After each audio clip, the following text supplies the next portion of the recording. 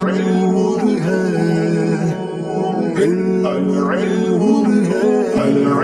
اللہ الرحمن الرحیم۔ الثالث ان الازل لیس عبارۃ عن حالۃ مخصوصۃ حتی یلزم من وجود الجسم فیہا وجود الحوادث فیہا۔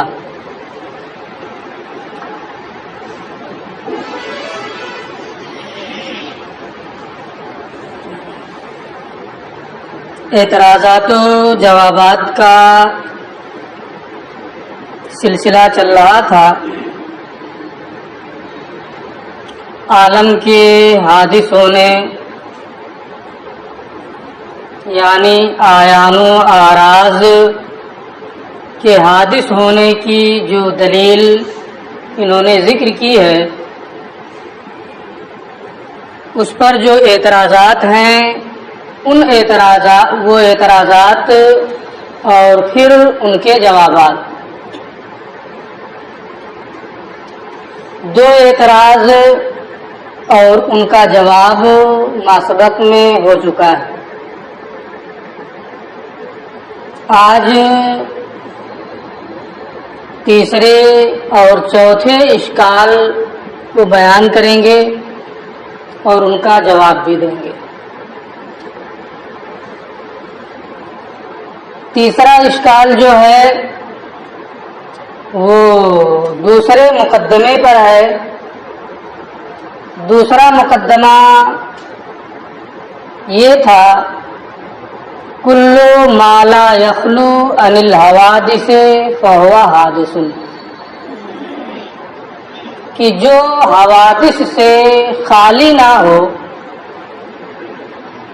یعنی جو محل حوادث ہو وہ حادث ہوتا ہے۔ اس کی دلیل انہوں نے یہ ذکر کی تھی کہ جو حوادث سے خالی نہیں ہے، اگر وہ ازلی ہو جائے تو ایسی صورت میں اس محل حادث کا ازل میں ہونا لازم آئے گا، اور جب وہ محل حادث ازل میں ہوگا تو اس میں جو حوادثات پائے جاتے ہیں اس کے لواحقات جو ہیں اور حادث ہیں وہ بھی ازل میں پائے جائیں گے، کیونکہ وہ حوادث کا محل ہے۔ جب وہ ازل میں پایا گیا تو اس کے جو لواحقات ہیں، جو حادث اس میں ہیں، وہ بھی ازل میں پائے جائیں گے۔ تو جو حادث ہے اس کا ازلی ہونا لازم آئے گا، اور حادث کا ازلی ہونا یہ محال ہے۔ یہ لازم کیوں آیا؟ حوادث کو جو حوادث سے خالی نہیں ہوتے ہیں ان کو حادث نہ ماننے کی بنیاد پر، لہذا یہ ماننا پڑے گا کہ جو چیزیں حوادث سے خالی نہیں ہیں وہ حادث ہیں۔ یہ دلیل انہوں نے ماسبق میں ذکر کی ہے۔ اس پر یہ اعتراض کرتے ہیں، ایک شبہہ اور اشکال یہ ہے کہ ازل کا معنی کیا ہے؟ ازل کا ایک معنی ہے کہ مخصوص حالت، یعنی کسی مخصوص زمانے یا کسی مخصوص مکان میں پایا جانا۔ ازل کا ایک معنی ہے کسی مخصوص زمان یا کسی مخصوص مکان میں پایا جانا، اور ازل کا ایک معنی ہے کہ جس کی کوئی ابتدا معلوم نہ ہو، اسی کو دوسرے لفظوں میں اس سے بھی تعبیر کر سکتے ہیں کہ جانب ماضی میں جو زمانے فرض کیے گئے ہیں غیر متناہی زمانے جو فرض کیے گئے ہیں ان کا وجود مستمر ہو، برابر وہ باقی رہے۔ اس کا معنی بھی ہے کہ جانب ماضی میں جب استمرار برابر باقی رہے گا تو اس کی کوئی ابتدا معلوم نہیں ہوگی۔ تو چاہے یہ کہیں کہ عدم کا معنی ہے عدم اولیت، کہ اس کی ابتدا کوئی ابتدا معلوم نہ ہو، یہ معنی لیں کہ جانب ماضی میں فرض کیے گئے غیر متناہی زمانے برابر باقی رہیں، دونوں ایک ہی مفہوم ہے۔ تو ازل کا دو معنی ہے، کیا مراد ہے ازل سے؟ کیا زمان مخصوص اور مکان مخصوص ازل سے مراد ہے؟ اگر زمان مخصوص یا مکان مخصوص یہ مراد لیں ازل سے تب تو ٹھیک ہے۔ وہ جو آپ نے دلیل دی ہے کہ پھر حوادث کا جو جسم کے جو محل حوادث ہے، جو حوادث سے خالی نہیں ہے، اگر وہ ازلی ہو جائے تو حوادث کا ازلی ہونا لازم آئے گا۔ اس صورت میں یہ دلیل تام ہوگی، کیونکہ جب ازل نام ہوگا کسی مخصوص زمانے کا، کسی مخصوص مکان کا ازل نام ہوگا، اگر اس مخصوص مکان یا اس مخصوص زمان میں وہ چیز پائی جائے جو حوادث سے خالی نہیں ہوتی ہے، مثلا جسم پایا جائے تو جسم کے جو لواحقات ہیں، متحرک ہونا، ساکن وغیرہ وغیرہ، وہ چیزیں بھی پائی جائیں گی اس زمان یا مکان میں، اور پھر جو حادث ہے اس کا ازلی ہونا لازم آئے گا۔ لیکن اگر ازل کا دوسرا معنی مراد لیا جائے کہ جس کی کوئی ابتدا نہ ہو، جس کے لیے اولیت نہ ہو، برابر اس کا وجود رہے، اگر یہ معنی مراد لیں گے تو جو چیزیں حوادث سے خالی نہیں ہوتی ہیں ان کے ازل میں پائے جانے سے ان کے لواحقات اور حوادثات کا ازل میں پایا جانا لازم نہیں آئے گا، اور جب لازم نہیں آئے گا تو حادث کا ازلی ہونا بھی لازم نہیں آئے گا۔ جب پایا جائے تو ایسی صورت میں یہ ہوگا کہ جو حادث ہے اس کا ازلی ہونا لازم آ رہا ہے، جب وہ پایا ہی نہیں جائے گا تو ایسی صورت میں حوادث کا ازلی ہونا بھی لازم نہیں آئے گا، اور جب ازلی ہونا لازم نہیں آیا تو جو حوادث سے خالی نہ ہوں وہ حادث ہوں گے، یہ ضروری نہیں ہوا، لہذا آپ کی دلیل تام نہیں۔ دیکھیں اعتراض الثالث، تیسرا اعتراض، ان الازل ازل لیس عبارتن عن حالت مخصوصہ، ازل کسی مخصوص حالت کا نام نہیں ہے، مخصوص زمان یا مخصوص مکان کا نام نہیں ہے۔ مثلا یہ ایک کمرہ ہے، یہ مخصوص مکان ہے، یہ مان لیں کہ آج ہی کے دن بنا ہے، اس میں ہم لوگ پائے جا رہے ہیں، تو اگر مخصوص حالت یعنی مخصوص زمان یا مخصوص مکان یہ مراد ہو ازل سے تب تو وہ دلیل تام ہوگی، حالانکہ ازل کا یہ معنی مراد نہیں ہے۔ ان الازل، ازل سے مخصوص حالت مراد نہیں ہے، حتی یلزم من وجود الجسم فیہ، یہاں تک کہ اس مخصوص حالت، اس مخصوص مکان، اس مخصوص زمان میں جسم کے پائے جانے سے اس میں حوادث کا پایا جانا لازم ہے۔ یعنی اگر ازل مخصوص زمان و مکان کا نام ہوتا تو ایسی صورت میں جسم کے اس مخصوص زمان یا مکان میں پائے جانے سے حوادث کا حادث ہونا لازم آتا، لیکن اگر ازل سے یہ مراد ہی نہ ہو تو جسم کے اس مخصوص زمان یا مکان میں پائے جانے سے حوادث کا وہاں پایا جانا لازم نہیں آئے گا۔ تو جب یہ مراد نہیں ہے، حالت مخصوصہ یہ مراد نہیں ہے ازل سے، پھر مراد کیا ہے؟ یہ کہتے ہیں بل ہوا عبارت عن عدم الاولیت، بلکہ ازل سے مراد کیا ہے کہ اس کی کوئی ابتدا معلوم نہ ہو، اس کے پہلے کچھ نہ ہو،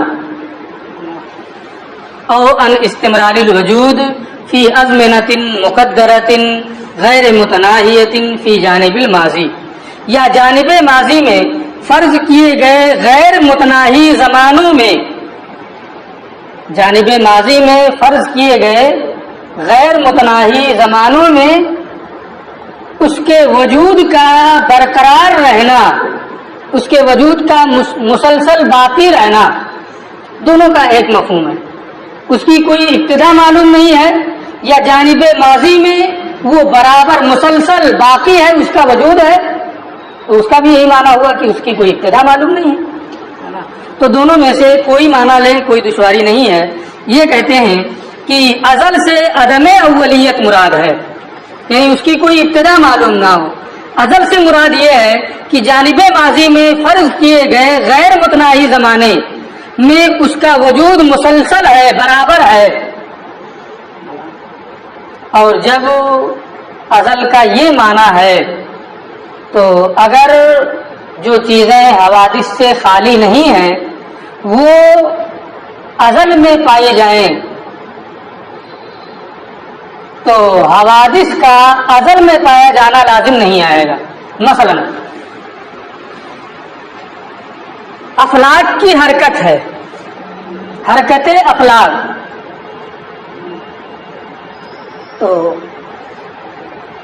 فلک کی جو بھی حرکت ہے، فلاسفہ کے ہاں فلک کی حرکت کیا ہے؟ قدیم۔ فلک کی حرکت کیا ہے؟ قدیم۔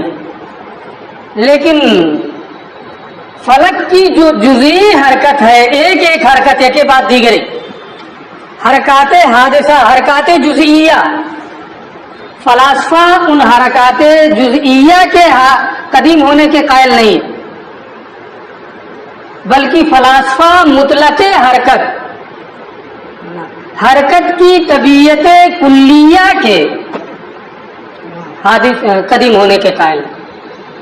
دو چیزیں ہیں، ایک فلک کی حرکت ہے، اور فلک کی حرکت میں ظاہر سی بات ہے وہ حرکت ہے تو ہر آن میں اس میں تجدد ہوگا، وہ بدلتا رہے گا، تو وہ حرکات جزئیہ جو برابر ہو رہی ہیں اور تبدیلی ہو رہی ہے، ایک کے بعد دیگر حرکتیں ہو رہی، ان حرکات جزئیہ کے قدیم ہونے کے فلاسفہ قائل نہیں ہیں۔ وہ قائل کس کے ہیں کہ فلک کی جو حرکت ہے، حرکت مطلقہ، حرکت کی طبیعت کلیہ، وہ کیا ہے؟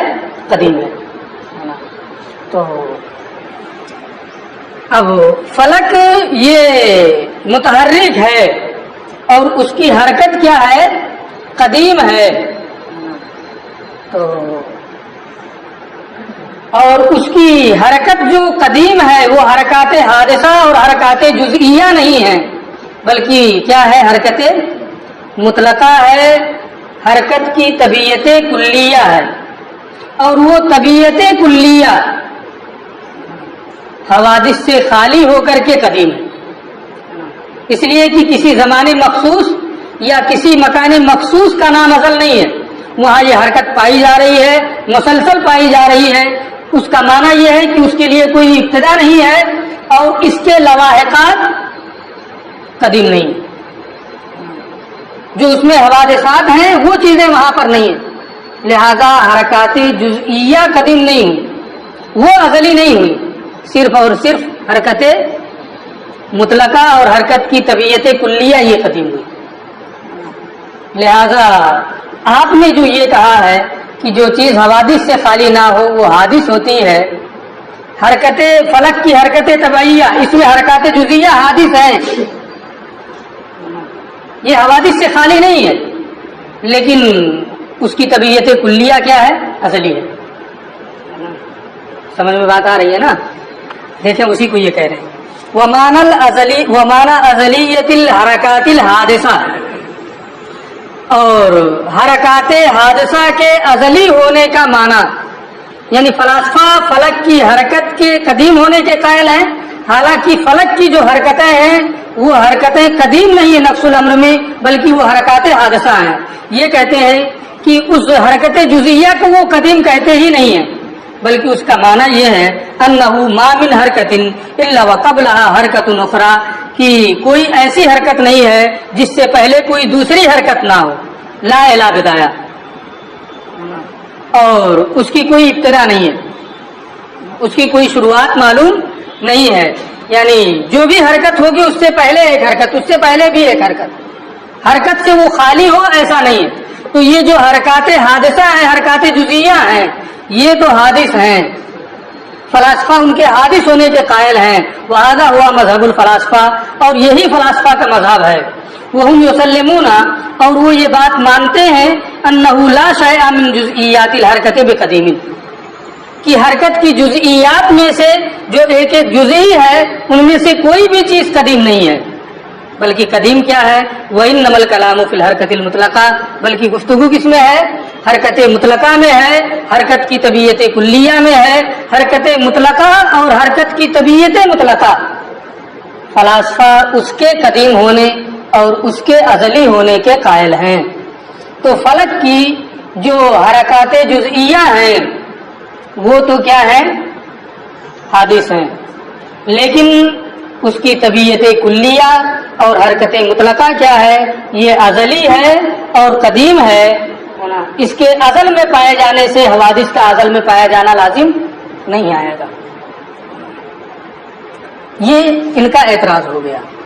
یہ کہتے ہیں کہ اگر کلی پائی جائے گی، جواب مثال کے طور پہ انسان ہے، کیا انسان کی طبیعت کلیہ اپنے جمیع مشخصات سے خالی ہو کر کے خارج میں کہیں آپ نے انسان دیکھا ہے؟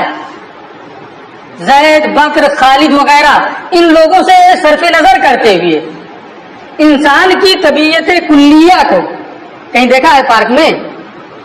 جب بھی انسان کی طبیعت کلیہ پائی جائے گی تو وہ افراد کے ضمن میں ہو کر کے ہی پائی جائے گی، زید کے ضمن میں، بکر کے ضمن میں، خالد کے ضمن میں، حامد کے ضمن میں.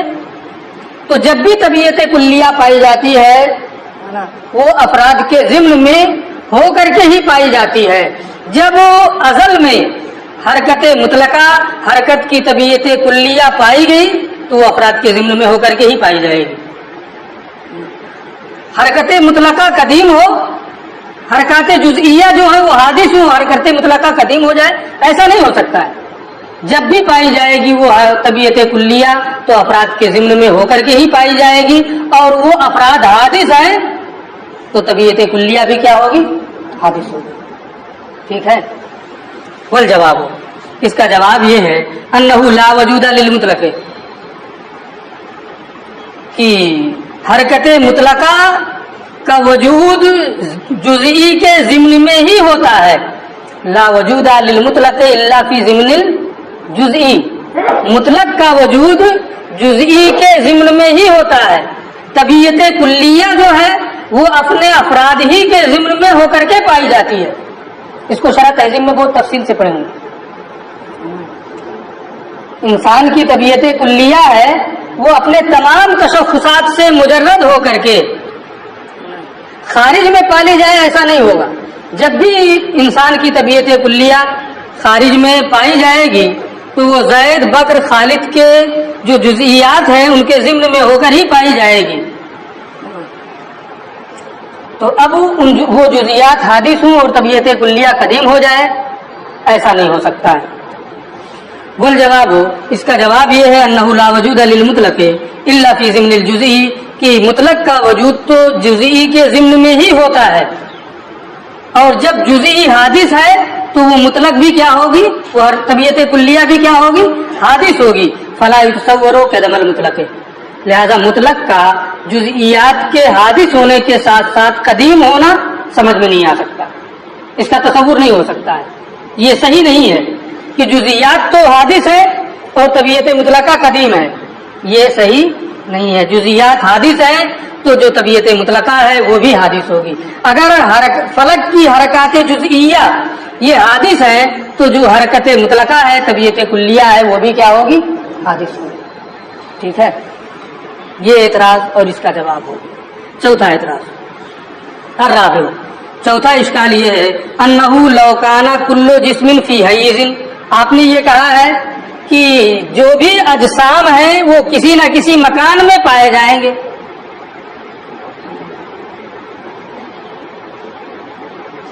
ماں سبق میں یہ بحث آئی ہے. یہ کہتے ہیں کہ اگر ہر جسم کا مکان میں پایا جانا ضروری ہو تو اجسام غیر متناہی ہو جائیں گے. کیوں اجسام غیر متناہی ہو جائیں گے؟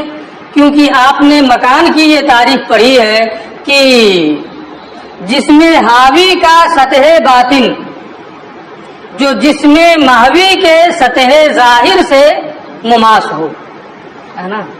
پڑھے ہیں نا یہ تعریف. جسم حاوی کا سطح باطن جو جسم محوی کے سطح ظاہر سے مماس ہو.